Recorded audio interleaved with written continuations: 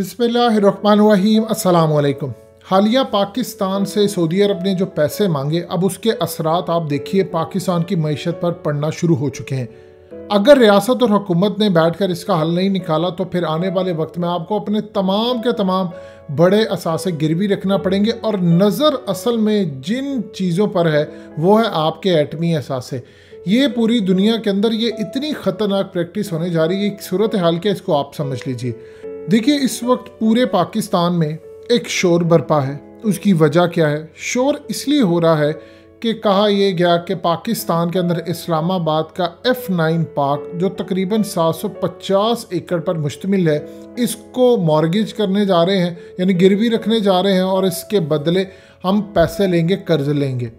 मज़ीद डिस्कस करने से पहले इस वीडियो को लाइक करें, हकीकत टीवी को सब्सक्राइब करें और बेल आइकन पर ज़रूर क्लिक करें।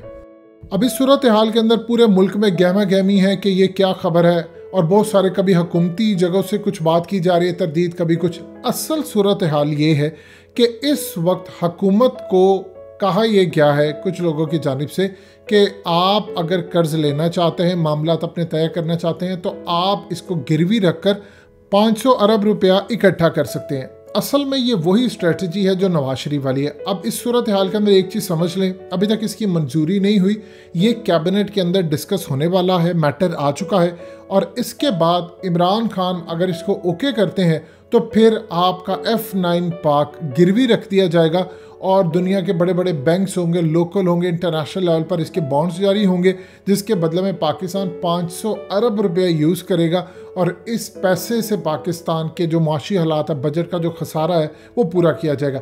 ये सूरत हाल क्या है, ये क्यों पेश आई, समझ लीजिए। देखिए अभी तक फैसला हुआ नहीं, लेकिन ये प्रपोजल आ चुका है और सबसे बड़ी बात है CDA ने NOC जारी कर दिया, यानी नो ऑब्जेक्शन सर्टिफिकेट जारी कर दिया। असल में ये प्रॉब्लम हुई है कि ख़ास तौर पर सऊदी अरब ने जो पाकिस्तान से पैसे लिए थे उसकी वजह से। अब आप सोचेंगे कि सऊदी अरब ने पैसे लिए, पाकिस्तान ने तो पल्ले से अदा नहीं किए, वो तो हमने चाइना को कहा कि आप आकर अदा करें, तो फिर हमें प्रॉब्लम क्यों है? असल में सूरत हाल ये थी कि पाकिस्तान के हालात थे काफ़ी ख़राब। हमें अंदाज़ा नहीं था कि सऊदी अरब ने हमसे पैसे वापस मांगने हैं। इस सूरत हाल में हमारा प्लान था कि हम चाइना की मदद लेंगे, चाइना से कुछ कर्ज लेंगे जिससे पूरे का पूरा मुल्क चलेगा, बजट खसारा ये किसी तरह भी चलकर चीज़ें पूरी होंगी। अब प्रॉब्लम ये हुई है कि सऊदी अरब ने पहले $1 अरब मांगा और हमने चाइना से लेकर दिया। फिर सऊदी अरब ने कहा कि हम $1 अरब दें और मज़ीद $1 अरब, यानी $2 अरब जो उनके थे, हमने चाइना से मज़ीद $2 अरब लेकर सऊदी अरब का $1 अरब वापस कर दिया। $1 अरब की किस्त आ रही है। उसके बाद हमारे पास कोई गुंजाइश नहीं बचती कि हम जाकर चाइना को कहें कि आप हमें पैसे दें। देखिए प्रॉब्लम सबसे बड़ी जो यहाँ पर आ रही है वो रियासती और हुकूमती इदारों के दरमियान। ये एक मामलात के ऊपर अगर आप आ जाएं तो फिर मामला हल होगा। आप कब तक अवाम के हवाले से ये बात करते रहेंगे कि लोगों से पैसे ले? इशू तो ये है कि आप चोरों से पैसा निकलवाएं। चोरों से पैसा निकलवाने की जो डील फाइनलाइज हो चुकी थी, अब उसमें रियासी और हुकूमती आपस में एक 180 डिग्री एंगल पर जब चले गए तो वो डील बीच की बीच में ही रह गई। अब सूरत हाल ये है कि आप अगर ये कहें कि इमरान खान ने इतना कर्जा अदा कर दिया है, तो वो कर्ज कैसे आपने अदा किया है? वो आपने मजीद कर्ज लिया IMF से, चाइना से और अवाम पर महंगाई करके। ये कोई पॉलिसी ना हुई। ये तो नवाज शरीफ भी करता रहा, ये तो जरदारी भी करता रहा, जिन्होंने खाया है। आप उनका पेट फाड़े, आप उनके नाखून प्लासों से निकाले, तो उसके बाद उनसे पैसा ले, जो मामला आपने तय किए हैं उसके तहत पैसा इनसे लेकर तो आप ये सूरत हाल को बेहतर करें, बजाय आप अवाम से ले, चाइना से ले, सऊदी अरब से ले। आप ये देखिए कि इस वक्त इंडिया ने क्या किया। इंडिया ने मुंह तोड़ जवाब दिया है सऊदी अरब को और कहा है कि आज के बाद अगर आपने ऑयल महंगा करना है तो आप हमसे मशावरत करें, हमें देखें। इंडिया ने क्यों बात की? क्योंकि अपना 80% जो तेल, एनर्जी, ये तमाम चीज़ें इंडिया इंपोर्ट करता है और इसमें बड़ी तादाद वो लेता है सऊदी अरब से। अब इस सूरत हाल के अंदर वो सऊदी अरब को कहता है कि अगर आज के बाद तुमने तेल महंगा करने की जुर्रत की और हमसे ना पूछा तो फिर हमारे पास ऑप्शन है। वो कहाँ पर जा सकते हैं? वो ईरान के पास जा सकते हैं, वो रूस से तेल ले सकते हैं, वो किसी और से ले सकते हैं। उन्होंने सऊदी अरब को कहा कि तुमने जो प्रोडक्शन इसकी कट किया, आउटपुट इसकी जो कट किया, उससे तेल की कीमतें बढ़ गई हैं। पहले चूँकि ओवर सप्लाई थी, अब उसको बैलेंस किया गया, तो इससे तेल की कीमतें बढ़ने से सबसे ज़्यादा नुकसान हमें हो रहा है, क्योंकि ऑलरेडी इंडिया के अंदर तेल महंगा था। अब इंडिया चूँकि पलता नहीं है उनके पैसों पर, तो वो कह नहीं सकते। अब प्रॉब्लम ये है कि आप आहिस्ता आहिस्ता असासे गिरवी रख रहे हैं। कभी PIA का इशू आ रहा है, PIA का आप जहाज़ छुड़ाने के लिए आप कई मिलियन डॉलर्स अदा करें।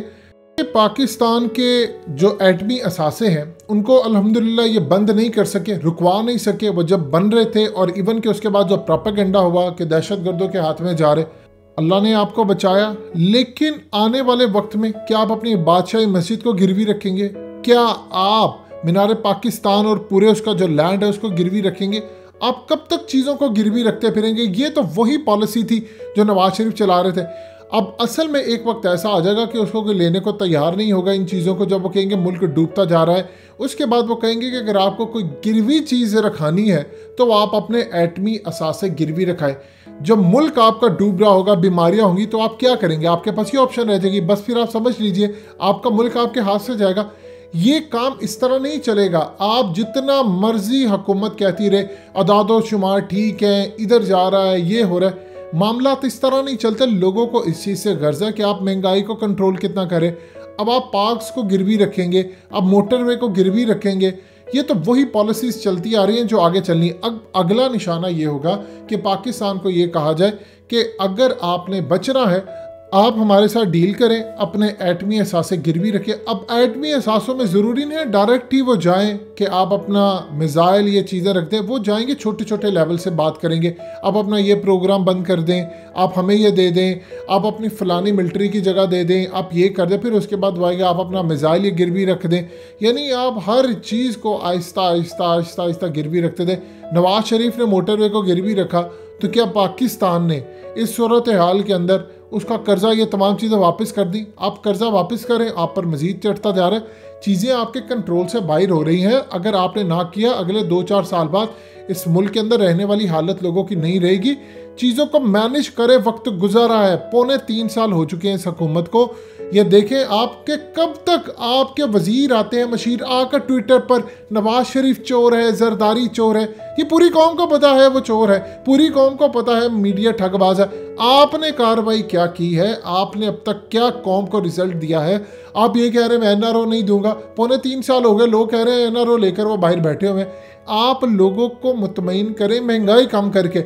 ये कोई रॉकेट साइंस नहीं है कि आप लोगों पर करें महंगाई और उसके बाद तेल महंगा करें, आप बिजली महंगी करें और आप कहें कि देखिए हमने कर्जा अदा किया। कर्ज बढ़ता जा रहा है, अनारकी बढ़ती जा रही है। एग्जैक्टली वही सूरत हाल पैदा हो गई है जो द फेल नेशन की होती है कि आप जब बर्बाद हो रहे हैं तो आपके साथ ये चीज़ें होती हैं। अगर इस वक्त सूरत हाल को कंट्रोल ना किया तो तबाही आपके दरवाजे पर आने वाली है। आपको पता ही नहीं है, आपके एटमी एहसासों पर उनकी नज़र है। कल को वो कहेंगे कि ठीक है आप JF-17 थंडर रखें। वो आपके एटमी प्रोग्राम तक पहुंचना चाहते हैं आहिस्ता आहिस्ता आहिस्ता आहिस्ता करके। उसके बाद आपके पास क्या रह जाएगा? ये 500 अरब के लिए आप अगर F9 पार्क रख देंगे गिरवी, उसके बाद क्या होगा? फिर वो आपको कहेंगे कि फ़लानी चीज़ भी रखो, फ़लानी रखो, फ़लानी रखो। मुल्क दिवालिया होने के ऊपर आ रहा है और आप जितना मर्जी आकर कह लें।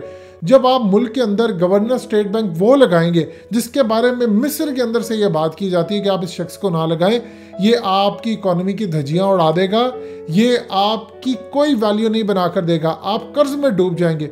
तो उसके बाद इमरान खान ना सुने तो फिर क्या है? अब आप ये देखें कि इस वक्त हमारे जो वजीर खजाना है वो जरदारी दौर के अंदर उन्होंने क्या कम बर्बादी की थी जो अब इमरान खान उनके साथ इस वक्त पॉलिसी बना रहे हैं। लिहाजा इस सूरत हाल के अंदर आपको समझना है कि आप पर हमले कहाँ से किए जा रहे हैं। ऊपर से जो बाइडन पाकिस्तान के लिए FATF के ब्लैक लिस्ट में डालने की जो मामला तय कर रहा है, इससे भी आपको समझना है वक्त हमारे पास थोड़ा है, चीज़ों को समझ लें नहीं तो चीज़ें हाथ से निकल जाएंगी। दोस्तों, हकीकत टीवी को सब्सक्राइब करना मत भूलिए, वीडियो को लाइक करें, शेयर करें और कमेंट सेक्शन में अपनी राय का इजहार ज़रूर करें।